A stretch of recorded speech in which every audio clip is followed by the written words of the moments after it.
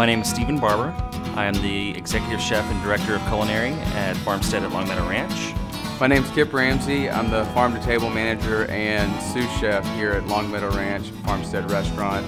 We started off with a boneless leg of lamb and pretty much seamed it out and cutting it, just following the natural seams. Then marinated it. The marinade is kind of an aggressive marinade with lemon, rosemary, garlic, a lot of black pepper, and that's brought together with a little bit of olive oil. Creates a nice crust, and it goes really well with American lamb. We like to have 6 hours on this at least. Overnight's even better.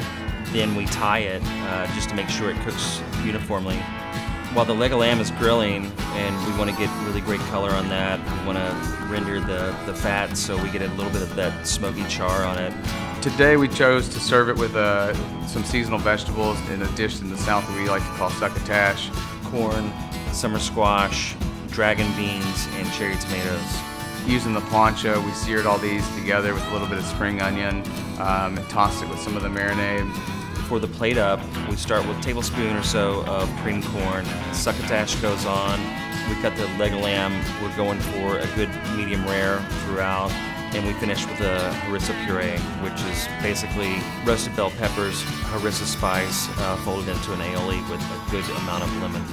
My favorite thing about the American leg of lamb dish is that it's really approachable for most people. It's something that they're familiar with, and the summer succotash goes well and has a lot of complexity and different flavors going on.